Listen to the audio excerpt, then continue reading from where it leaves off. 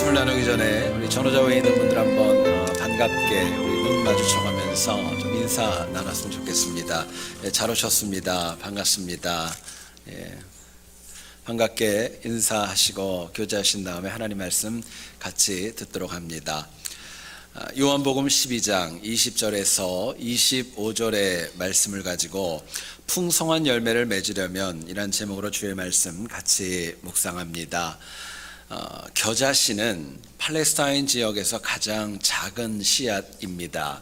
그런데 시간이 지나서 자라면은요 최대 5m까지 자랄 정도로 정말 크게 자라는 씨앗이라고 합니다. 그렇기 때문에 예수님께서는 마태복음 13장 32절에서 이런 말씀을 주십니다. 이는 모든 씨보다 작은 것이로되 자란 후에는 풀보다 커서 나무가 되매 공중의 새들이 와서 그 가지에 깃들이느니라 이야기하고 있습니다. 작고 미미해 보이지만 그곳에 풍성함의 근원이 자리하고 있다는 이야기입니다. 오늘날도 이 겨자씨의 비유와 유사한 것이 있습니다. 콘비전이라는 말이 있습니다. 여러분 옥수수를 아실 거예요. 옥수수 그 한 알이 떨어져 가지고 최대한 많이 맺을 수 있는 그 알갱이의 개수가 무려 507개나 된다고 합니다. 우리 교인들은 통이 커서 별로 잘 안 놀라시는데 굉장히 많은 것이 열리는 거예요. 겨자씨하고 콘비전의 공통점이 있습니다. 작고 연약해 보이지만 하나님의 창조 섭리 안에 있을 때에 풍성한 열매가 있다는 것을 저희들에게 이야기합니다. 여러분 오늘 우리도 역시 많이 부족하고 연약합니다. 그러나 어떻게 내가 살아가느냐 여기에 따라서 우리의 인생의 미래가 달라질 수 있습니다. 그냥 왔다 가는 인생이 아니라 30배, 60배, 100배 정말 만대의 복도 우리가 누릴 수 있다고 이야기합니다. 어느 누구도 이 땅을 살아가는 인생은 그냥 왔다 그냥 가는 거 아무도 원하지 않습니다. 모두가 다 풍성함을 원하는 것은 있지만 문제가 있다면 이 땅의 풍성함들, 있다가 없어지는 그것들을 원하면서 그것만 추구하며 살아가는 거예요. 외적으로는 풍성해 보일 수 있지만 나중에 하나님 앞에 섰을 때는 마치 쭉정이와 같이 아무것도 남지 않은 인생이 되는 경우도 없지 않아 참 많이 있습니다. 여러분 그렇기 때문에 신앙인은요 하나님께서 기뻐하시고 인정하시는 풍성함을 추구해야 됩니다. 하나님이 약속하시고 허락하시는 풍성함이 진짜 넉넉함과 번영이기 때문에 그래요. 본문 24절을 좀 보시기 원합니다. 한 알의 밀이 많은 열매를 맺을 수 있다. 주님은 말씀합니다. 여기서 우리가 좀 주목해야 될 단어는 많은 이 형용사입니다. 헬라어 원어인 폴리스라는 이 형용사는요 굉장히 많다, 뭔가가 풍성하다, 넉넉하다 이런 뜻을 가지고 있습니다. 주님은 우리가 한 알의 밀알과 같이 연약하고 부족하지만은요 옥수수알처럼 작아 보이지만 겨자씨처럼 작아 보이지만 은혜 가운데 살아갈 때 우리가 풍성할 수 있다고 저희들에게 말씀과 은혜를 주십니다. 그런데 안타까운 것은 모든 영혼들이 다 하나님이 주시는 풍성한 열매를 누리는 것 그것은 아닙니다. 어쩌면 하나님께서 풍성하신 약속하신 풍성함과는 전혀 무관하게 살아가는 그런 영혼들이 더 많을지도 모르겠어요. 오늘 본문을 통해서 우리가 정말 두 번 사는 것이 아니라 한 번뿐인 인생인데 우리의 인생이 어떻게 하면 풍성하고 넉넉하고 많은 열매를 맺어갈 수 있을까? 본문이 주는 도전을 같이 한번 나누어 보기를 원합니다. 첫 번째로 생각할 것은요 우리가 풍성한 열매를 맺기 원한다면 내 자신의 한계성, 나의 연약함, 부족함 이거 알고 살아가셔야 합니다. 24절을 한번 보세요. 내가 진실로 너희에게 이르노니 한 알의 밀이 땅에 떨어져 죽지 아니하면 한 알 그대로 있고 죽으면 많은 열매를 맺느니라 말씀합니다. 주님은 이 이야기 속에서 당신을 겸손하게 한 알의 밀알과 같이 이야기합니다. 한 알의 밀알이 죽어서 많은 열매를 맺는 것처럼 예수님의 십자가 죽음을 통하여서 지금은 연약해 보이지만 훗날 창대할 수 있고 세상을 구원하는 은혜가 있다고 주님은 말씀하십니다. 여기서 우리가 생각할 것은 예수님도 본인을 한 알의 밀알로 이야기한다면 여기에 있는 우리는 과연 어떨까요? 여러분 한 알의 밀알인 우리는 우리의 현실을 보면 할 수 있는 것보다는 할 수 없는 것들이 더 많은 연약한 존재입니다. 실제로 우리 모습을 보면은요 한 알의 밀알과 같이 우리는 내 자신을 보호하기에도 버거운 연약한 존재들입니다. 생각해 보세요. 한 알의 밀이 땅에 떨어져 있을 때 그냥 새가 쪼아 먹으면 그건 없어지는 겁니다. 뿐만 아니라 하늘의 밀알은요, 바람에 날아갈 수도 있어요. 건조한 땅에 있으면 말라서 죽을 수도 있고, 또 길에 버려졌을 경우에 누군가가 밟아버리면 깨져가지고 생명력을 잃어버릴 수도 있는 것입니다. 이처럼 제한적이고 연약하다는 거예요. 문제는 이처럼 연약하고 제한적이면서도 내 자아와 내 고집과 내 주장이 너무 강하다는 것입니다. 혹자를 보면 세상에서 마치 내가 모든 것을 다 가진 것처럼, 정말 잘난 것처럼 교만하기 때문에 하나님 주시는 풍성한 열매의 은혜 누리지 못할 때가 적지 않은 것입니다. 여러분, 부족에도 연약에도 풍성한 열매를 맺을 수 있는 방법이 있습니다. 내가 부족한 거 인정하셔야 돼요. 내가 제한적이라는 거 인정하셔야 돼요. 그렇게 자신의 한계를 알고 내가 연약한 것을 아는 영혼만이 온전하게 하나님을 의지할 수 있는 믿음이 있기 때문에 그렇습니다. 자, 그렇다면은요, 밀알과 같은 나의 한계성, 연약함을 내가 안다면은 도대체 어떻게 살아야 풍성한 열매를 맺을 수 있을까? 본문은 저희들에게 얘기를 합니다. 제한적인 존재인 나이기에 부족하기 때문에 내가 간절함으로 하나님을 찾아 나아갈 때, 사모함으로 하나님을 찾을 때 우리가 풍성할 수 있다고 이야기를 합니다. 본문 20절을 한번 보세요. 명절에 예배하러 올라온 사람 가운데 헬라인 몇 명이 있었다. 성경은 이야기합니다.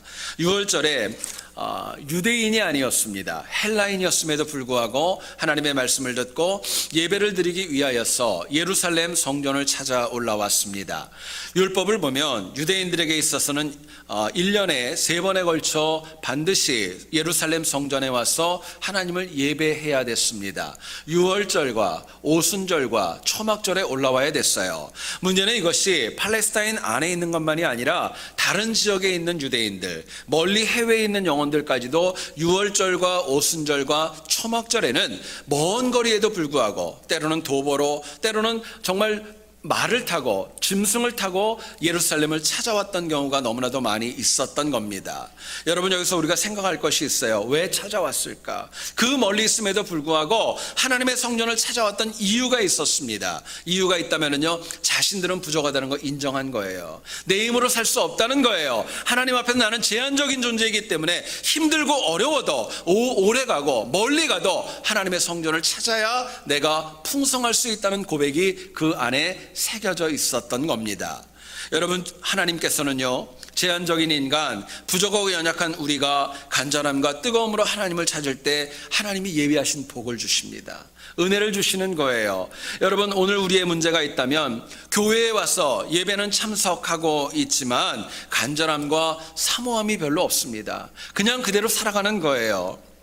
어떤 교회에서 예배를 드리는데 목사님께서 설교하는 도중에 보니까 두 분이 말씀을 집중하지 않고 자꾸 딴짓을 하고 이야기를 하고 서근거리고 그러고 있더랍니다. 목사님이 좀 그것이 많이 바더가 됐어요. 그래가지고 설교 가운데 갑자기 그랬습니다. 지금 두 분이 좀 많이 바더가 되는데 좀 정숙하고 예배에 집중하자, 이렇게 얘기를 하고 예배가 마쳤습니다. 그리고 밖에 나가서 목사님하고 인사를 하는데 놀라운 일이 벌어졌어요.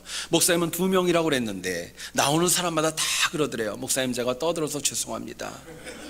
너무너무 죄송합니다. 그리고 얘기를 하더래요. 여러분, 무슨 얘기예요? 예배에 집중했다는 거예요? 아니에요. 예배에 집중하지 않았다는 거예요. 영과 진리로 하나님 앞에 예배 드리기를 원하는 영혼이 있다면요, 교만하지 않습니다. 고집 부리지 않아요. 내 자신의 부족함과 한계성을 알기 때문에 더 간절함으로 하나님 앞에 나와 엎드릴 수밖에 없는 것이 우리 인간의 실존인 거예요. 많은 유대인과 본문의 헬라인은 아마도 이처럼 사모하는 마음, 내가 연약하기 때문에 하나님의 은혜가 없다면 살 수 없다는 그 마음으로 나와 엎드렸던 것이 분명합니다. 여러분, 그렇기 때문에 이민자로 아무리 바쁘고 분주하셔도요, 하나님을 향한 간절함이 있어야 되고, 그래야 내 인생이 풍성할 수 있다고 하나님 말씀합니다. 여러분, 간절함이라는 게 뭘까요? 우리가 많이 듣고 많이 익숙합니다. 이거는 딴 거 아니에요. 이번이 마지막이라는 마음입니다. 이 말씀을 내가 들어야 된다는 거, 내 인생에 이 말씀은 꼭 필요하다는 그 마음으로 하나님의 말씀 앞에 나아가는 거, 그게 간절함입니다. 문제는 현대의 많은 신앙인들은 풍성한 열매를 사모하면서 다 가지고 있는 공통점이 있어요. 나중에 들어도 돼. 다른 분 설교를 들어도 돼. 요즘은 동영상이 나와 있으니까 다른 시간 편할 때 좀 들으면 돼. 아니요, 그거 아니에요. 하나님이 주신 이 시간에 내가 집중하지 못하면은요, 지금 간절하지 못하면 나중에도 간절함 없는 것입니다. 지금 풍성한 은혜를 취하지 못하면 나중에도 하나님 아무리 풍성한 거 주셔도 취할 수 없는 것입니다. 여러분, 엘리야는 구약에 등장하는 가장 능력 있는 사도였고 선지자였습니다.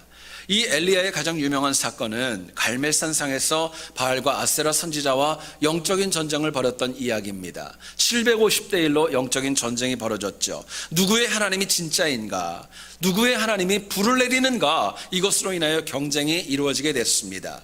성경을 보니까 750명이 모여서 아무리 열심히 기도하고 아무리 열심히 뛰노라도 반나절이 지났지만 하늘로부터 불이 내리지 않았습니다. 당연하지요. 거짓이고 우상인데 어떻게 그런 일이 있겠습니까? 그런데 엘리야가 하나님 앞에 간절히 기도하였을 때 하늘로부터 불이 내려가지고 제단을 태웠다, 성경은 이야기합니다. 우리가 여기서 주목해야 될 것이 있어요. 여러분, 엘리야가 어떻게 기도했을까요? 엘리야가 어떻게 기도했을까요? 하나님, 들어주셔도 되고 안 들어주셔도 되고 나중에 주셔도 되고, 여러분, 이런 마음이었을까요? 아마 아니었을 거예요. 하나님이 이거 아니면 안 됩니다. 정말 이거 아니면 안 됩니다. 반드시 해주십시오. 간절함과 뜨거움으로 하나님 앞에 엎드리고 간구했을 것입니다. 만약에 실패했다면 얼마나 우스웠겠어요. 어쩌면 엘리야의 생명도 보장되지 못했을 수도 있어요. 여러분, 그처럼 능력 있는 선지자도 하나님 앞에 기도할 때 간절함과 뜨거움으로 하나님을 찾았다면 연약한 우리는 더 간절함이 필요하지 않겠습니까? 더 간절해야 되지 않겠어요? 오늘 우리에게 필요한 믿음의 고백이 있습니다. 하나님밖에 없습니다. 하나님밖에 없고 하나님께서 안 계시면 나는 아무것도 아니라는 거, 이 고백이 저희들에게 필요한 것입니다. 여러분, 바쁘고 분주해도 풍요하고 번영이 있다 할지라도 이 모든 것은 다 하나님이 주신 것입니다. 그러나 이거 모르고 살아간다면 여러분, 그것은 풍성한 인생 아니라고 이야기합니다. 저는 진심으로 여러분들이 항상 간절함과 사모함을 잃지 않아서 풍성한 열매 맺기를 간절히 축원합니다. 이 은혜가 필요한 거예요. 설교를 준비하면서 제가 신학교에 다닐 때 곽선희 목사님께서 저희 학교에 오셔서 설교하는 가운데 들려주셨던 내용이 지금도 마음에 새겨져 있습니다. 목사님께서 지하 교회를 방문하셔가지고 말씀을 전하시게 되었답니다. 모든 영혼들이 너무나도 어렵고 힘든 가운데 너무너무 간절하게 말씀을 듣더래요. 설교를 다 마쳤는데 어떤 분이 손을 탁 들더니 목사님에게 요청을 하더랍니다. 그 설교 한 번만 좀 더 해주십시오. 똑같은 설교를 여러분 2번 듣는 경우가 어디 있어요? 그래도 너무 간절해가지고 목사님이 그 설교를 다시 말씀을 증거하셨답니다. 또 누군가가 그러더랍니다. 한 번만 더 들려달라고. 3번째 설교를 마쳐서 4번을 요청할 때 오늘은 여기까지 하고 마치고 말았다고 합니다. 여러분, 놀라운 것은요, 3번의 똑같은 설교가 전파되어져도 한 명도 흐트러지지 않더라는 거예요. 너무너무 간절하다는 거예요. 이유가 있습니다. 지하교회는 목회자가 없어요. 하나님 말씀을 전할 증거할 사역자가 없는 거예요. 그렇기 때문에 그 시간에 간절함과 뜨거움으로 하나님의 말씀 앞에 엎드렸던 것입니다. 여러분, 목회자가 없는 지하교회가 그렇다면 어떻게 예배를 드릴까? 한국의 극동방송이나 기독교 방송을 통해서 목사님들의 설교가 방영되어질 때 그 내용을 녹음을 한다고 합니다. 기계도 굉장히 열악하되어 녹음을 하고 그것을 노트에다 일일이 필사를 한다고 합니다. 그리고 적었던 그 내용을 가지고 주일날 비밀리에 모여서 하나님 앞에 예배 드릴 때 그걸 단지 읽어만 준대요. 그런데 그 말씀 가운데도 눈물이 있고 감격이 있고 뜨거움이 있고 온전한 하나님을 향한 감사가 있다는 거예요. 여러분, 우리가 너무나도 쉽게 구할 수 있는 성경, 이 성경 하나만 그들이 얻을 수 있다면요, 그들에게는 소원이 없답니다. 하나님 말씀이 있다면요, 그거를 생명보다도 귀하게 여기는 그 간절함과 뜨거움이 그들에게 있다고 말씀하셨어요. 여러분, 오늘 이 시대도 바뀌지 않았을지 모르겠어요. 저는 이 말씀을 준비하면서 생각해 봤습니다. 훗날 하나님 앞에서 우리가 섰을 때, 그분들과 우리가 섰을 때 과연 하나님이 누구를 더 풍성하다고 인정하실까? 누구를 더 하나님께서 귀하다고 하실까? 여러분, 심각하게 물어봐야 될 영적인 질문입니다. 여러분, 이왕 하나님을 믿으려면요, 대충 믿지 마세요. 이왕 하나님을 믿으려면은 제대로 온전하게 뜨겁게 간절하게 믿는 결단이 저희들에게 필요한 것입니다. 여러분, 풍요와 번영이 하나님을 향한 간절함과 또 그 사모함을 상실할 수 있는 그런 구실을 내는 거 아닙니다. 오히려 더 크고 많은 은혜를 받았기 때문에 더 간절하셔야 돼요. 더 뜨거우셔야 돼요. 그래야 당연한 것입니다. 여러분, 특별히 내가 부족하고 연약하다는 거, 내가 이거 문제가 있다는 거 모르지 않는다면 더 간절히 하나님을 찾는 결단이 저희들에게 필요합니다. 저는 여러분들의 영적 생활에 다른 무엇보다도 다른 건 좀 놓쳐도 괜찮아요. 뜨거움이 있기를 원해요. 간절함이 있기를 원합니다. 그래서 이 땅은 물론이고 하나님 앞에 섰을 때 모두가 다 풍성한 은혜 놓치지 않는 우리 모두 될 수 있기를 주님의 이름으로 축원드립니다. 두 번째로 생각할 것은요, 우리가 풍성한 열매를 맺으며 살기를 원한다면 바른 분별력이 있어야 됩니다. 우리에게 바른 분별력이 필요해요. 23절을 보세요. 예수께서 대답하여 이르시되 인자가 영광을 얻을 때가 왔도다 말씀을 합니다. 당시 제자들의 어리석은 면이 있었습니다. 임박한 십자가의 의미 전혀 몰랐습니다. 심지어는 주님이 내일 죽는데도 불구하고 목요일 날 밤에도 성경을 보니까 제자들은 누가 큰지 누가 더 나은지 이걸 가지고 다툴 정도로 연약하고 부족했습니다. 분별력이 없었던 거예요. 25절을 보세요. 자기의 생명을 사랑하는 자는 잃어버릴 것이요 이 세상에서 자기의 생명을 미워하는 자는 영생하도록 보존하리라 주님이 말씀합니다. 예수 그리스도의 영광의 때가 다가왔기 때문에 자기 자신의 생명을 사랑해야 될지 또 생명보다 더 사랑해야 될 것이 있는지 그거 바르게 분별하라는 것입니다. 그거 분별해야 풍성할 수 있다는 거예요. 실제로 죽어가는 하늘의 미랄이 자기가 죽어야 생명을 맺는다는 거 모르지 않음에도 불구하고 살려고 노력하고 살 길을 찾는다면 그건 바른 분별력 있는 거 아닙니다. 여러분, 오늘 본문을 보면은요, 모든 영혼들, 주님 주변에 있는 많은 영혼들이 다 분별력이 없었기 때문에 결국은 예수 그리스도를 십자가의 죽음으로 몰아가고 말았던 것입니다. 여러분, 인간이 제한적 존재입니다. 연약합니다. 한계가 있습니다. 그러나 우리에게 꼭 필요한 것이 있다면 거룩한 분별력입니다. 거룩한 분별력이에요. 우리가 뭘 잘하고 뭐가 필요한가 이거를 아는 것도 중요합니다. 근데 이것만큼 중요한 것이 있어요. 뭐를 해야 되고 하지 말아야 될지, 더 나아가서는 내가 잠잠해야 될지 말아야 될지, 내가 내 자신을 낮춰야 될지 나를 나타내야 될지, 많은 분별의 순간에 거룩한 분별력이 저희들에게 필요한 것입니다. 그럼에도 불구하고 오늘날 많은 영혼들의 특징이 있습니다. 분별력 잃어버렸어요. 분별력의 기준이 하나님의 말씀도 아닙니다. 미래에 대한 소망도 아닙니다. 온전히 내 자신의 이기심과 자기 중심적으로 모든 것을 분별한다는 거예요. 어떤 두 분의 여성이 대화 중에 있었습니다. 한 분이 친구에게 얘기를 합니다. 최근 소문을 들어보니까 사위를 참 잘 얻었다고 그러는데 축하한다고 이야기를 했어요. 그러자 한 명의 친구가 얘기를 합니다. 정말 좋다고, 우리 사이가 얼마나 좋은지 우리 딸이 아침마다 늦게 일어나도 뭐라고 하지 않고 부엌에는 들어가지도 못하게 하고 저녁이면은 외식을 하게끔 그렇게 매번 배려를 한다고 얘기를 합니다. 그러자 친구가 얘기를 해요. 참 잘됐다고. 근데 들어보니까 며느리는 영 아니라는 얘기를 들었는데 힘들지 않냐고 물어봤어요. 그랬더니 이 여성이 얘기를 합니다. 정말 내가 며느리 때문에 힘들다고. 우리 며느리는 너무 게을러서 매일 늦잠을 자고 부엌에도 들어가지 않고 저녁이면 자기 남편 꼬셔가지고 매일 외식하자고 조른다고 내가 속상해 죽겠다고 얘기하더래요. 무슨 말씀인지 좀 이해가 되시고 있으시죠? 여러분, 이게 참 문제가 있어요. 많은 분들이 그래요. 교회 열심히 다니는 권사님들도 제가 보니까 똑같은 것 같아요. 아들을 향하는 거하고 사위를 향하는 거하고 달라요. 여러분, 이거 다르면 돼야 안 돼요? 아멘. 진짜 이거 다르면 안 돼요. 여러분, 분별력이 필요한 거예요. 바른 분별력이 필요한데 여러분, 이거는 어떤 학문적인 또는 어떤 공부, 세미나를 통해 얻는 거 아니에요. 바른 분별력은요, 하나님이 주시는 거예요. 하나님의 은혜로 가지는 것입니다. 자, 그렇다면 우리가 바른 분별력으로 풍성한 열매를 맺기 원한다면 어떻게 살아가야 될까 묻게 됩니다. 본문은 얘기를 합니다. 바른 분별력을 사모한다면 하나님 주시는 메시지를 있는 그대로 받아들이는 것입니다. 하나님이 주시는 메시지 첨가하지 않고 또 빼지 않고 있는 그대로 받아들이는 거예요. 본문 24절을 다시 한번 보시기 원합니다. 처음에 이렇게 나옵니다. 내가 진실로 진실로 너희에게 이르노니. 이야기를 해요. 제가 설교를 준비하면서 좀 호기심이 생겨서 한번 찾아봤습니다. 내가 진실로 진실로 너희에게 이르노니. 여러분, 이 표현은요 요한복음에만 나와요. 요한복음에만 나와요. 특별히 요한복음 내에서도 15번이 중요한 내용일 때마다 예수님이 이 말씀을 사용하십니다. 그렇다면 마태, 마가, 누가는 어떨까? 유사한 표현이 많이 나와요. 그런데 거기에는 어떻게 표현이 되느냐? 내가 진실로 너희에게 이르노니. 진실로 한 번이 빠져요.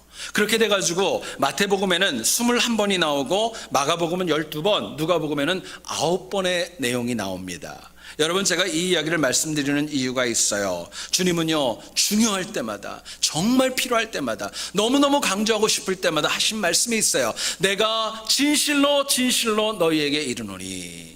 이 말씀을 하셔요. 헬라어 원어를 보니까 아멘 아멘 에고메이, 내가 정말 간절하게 원하는데 너가 이거를 하기를 원한다. 그 말씀할 때마다 이 말씀을 표현을 썼던 것입니다. 여러분, 주님께서 이렇게 간절하게 주시는 메시지가 있다면요 받아들이셔야 돼요. 외면하지 마셔야 돼요. 이거 받아들일 때 비로소 내가 바르게 분별하고 판단할 수 있기 때문에 그렇습니다. 문제는 많은 영혼들이 하나님의 이 간곡한 말씀 있는 그대로 받아들이지 않습니다. 오늘 우리는 예수님의 간곡한 말씀보다 내 선택, 내 결정, 이게 더 중요하고요, 내가 말씀을 들어도 골라서 듣습니다. 나에게 편한 말씀, 나에게 유리한 말씀, 나에게 좀 득이 되는 말씀, 부담되는 건 외면하고, 그럴 때가 적지 않아요. 주님 기뻐하시는 분별력보다는 내 상황과 이익에 합한 거, 그게 먼저일 때가 얼마나 많이 있는지 모릅니다. 여러분, 그런데요 성경을 읽어보면은 저는 그렇습니다. 아브라함과 호세아에 관한 이야기를 읽을 때마다 얼마나 고개가 숙여지고 얼마나 많은 은혜가 되는지 몰라요. 여러분, 아브라함을 생각해 보세요. 모리아산에서 이삭을 번제로 바치라고 하나님 말씀하셨습니다. 25년 만에 얻은 아들입니다. 불가능한 가운데 얻은 아들이에요. 근데 성경을 보면 한마디 토도하지 않아요. 있는 그대로 주님의 말씀 그대로 이삭을 드립니다. 모리아산에서 말씀대로 그 아들을 잡으려고 했을 때 하나님이 놀라셔가지고 그만두라고 이야기할 정도로 온전한 순종이 있었습니다. 호세아도 그래요. 자신의 개인의 인생, 자신의 가정, 이것보다도 하나님이 말씀한 그대로 음탕한 고매를 있는 그대로 받아들입니다. 여러분, 그럴 수 있잖아요. 선지자이기 때문에 다른 건 내가 다 하지만은 이 문제는 못하겠다고 하나님 앞에 항의할 수도 있었는데, 호세아는요 하나님 말씀하신 그대로 모든 것들을 다 그대로 받아들입니다. 생각해 보세요. 여러분, 오늘 이 시대를 살아가는 신앙인 가운데 어느 누가 독자를 하나님 앞에 드릴 수 있겠어요? 어떻게 아내가 음행할 걸 뻔히 아는데, 남편이 음행할 걸 뻔히 아는데 그 영혼을 배우자로 받아들일 수가 있겠습니까? 그럼에도 불구하고 아브라함과 호세아는요 하나님을 믿었고 하나님의 명령 그대로 순종해 나갔던 것입니다. 힘들고 어려웠어요. 그러나 그 분별력, 하나님의 말씀은 옳다고 하는 그 분별력을 가지고 나아갔을 때 그들이 악한 세상을 이기고 풍성하게 될 수 있었던 것입니다. 여러분, 많은 분들이 그래요. 내 계획과 하나님의 명령이 똑같으면 기쁨으로 순종해요. 그러나 내 생각과 하나님의 명령이 다르면 불평과 원망이 쏟아져 나오기 시작을 합니다. 대부분이 그래요. 주님의 말씀보다 내 이익과 상황을 합리화해서 내 뜻대로 결정하려고 할 때가 얼마나 많이 있는지 몰라요. 여러분, 근데 한 번만 더 생각해 보세요. 하나님께서 나를 지으시고 나를 이 땅에 보내시고 누구보다도 나를 가장 잘 아십니다. 나를 구원하시기 위해서 하나밖에 없는 독생자 예수 그리스도를 십자가에 못 박혀 죽게 할 정도로 나를 구원하기 위해서 엄청난 사랑을 보내주셨어요. 여러분, 그렇기 때문에 나한테 그릇된 거 주지 않아요. 내가 틀린 거, 나에게 손해가 되는 거, 그런 거 주지 않으세요. 하나님 주시는 건 온전한 거예요. 그렇기 때문에 내가 말씀대로 살아가는 거 너무나도 중요하고 중요한 도전이라고 저희들에게 말씀하는 것입니다. 물론 믿음대로 살아갈 때 힘들 수 있어요. 때로는 이해가 되지 않을 수도 있어요. 사람들에게 조롱받을 수도 있어요. 근데 사실은요 그게 다가 아니에요. 여러분, 잊지 마세요. 하나님의 말씀에는 언제나 앞서가셔서 길을 여시는 하나님의 능력이 있습니다. 말씀에는 길을 여는 능력이 있어요. 결국 분별력이 없는, 분별력을 잃어버린 신앙인의 특징이 있습니다. 눈앞의 이익 때문에 말씀을 거부합니다. 그러나 풍성한 신앙인의 특징이 있습니다. 눈앞의 이익보다는 하나님 말씀 그대로 따르는 거예요. 그게 능력의 근원이 되는 것입니다. 여러분, 씨 뿌리는 사람, 양치는 사람들, 이삭 줍는 사람 만종이라는 작품을 아실 겁니다. 누구의 작품인지 아세요? 프랑스와 밀레라고 하는 프랑스 화가의 작품들입니다. 여러분, 근데 참 흥미로운 것은 원래 이 밀레라는 저희 화가가 처음에는요, 이런 전원에 대한 그림을 그린 화가가 아니라 누드화를 전문으로 그렸던 화가랍니다.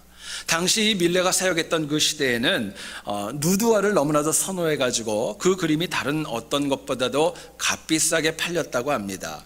그렇기 때문에 밀레가 누드화를 그린다는 것은 당시에는 당연한 것이었고 어쩔 수 없는 선택이라고 여겨질 수도 있었던 거예요.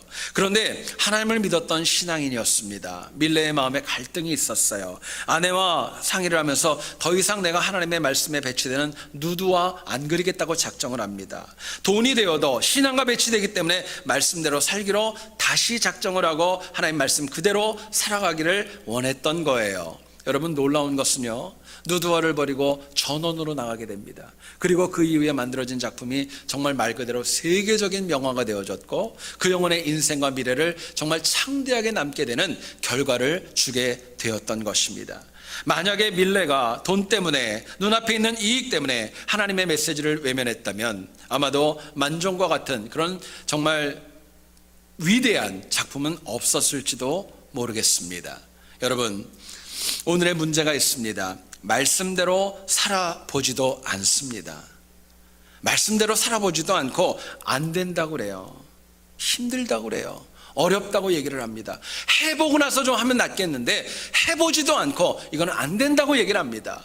단정 지어버려요. 패역한 세상에서 여러분, 그러나 진심으로 풍성하기를 원한다면요, 우리가 밀레와 같이 하나님 말씀 그대로 듣는 그 지혜가 필요합니다. 왜요? 하나님의 말씀은 오늘 이 시대에도 능력이 있기 때문에 그렇습니다. 그 말씀만이 우리를 풍성하게 만들어갈 수 있기 때문에 그렇습니다. 저는 여러분들이 살아계신 하나님의 말씀을 있는 그대로 존중하고 또 그 말씀대로 살아갈 수 있기를 원합니다.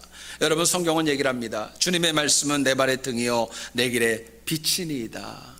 말씀이 있으면요, 등이 됩니다. 길에 빛이 된다고 말씀하세요. 이처럼 항상 주님의 말씀 그대로 순종해서 바른 분별력으로 날마다 풍성함으로 승리하는 우리 모두 될 수 있기를 다시 한번 주님의 이름으로 축원드립니다. 기도하겠습니다.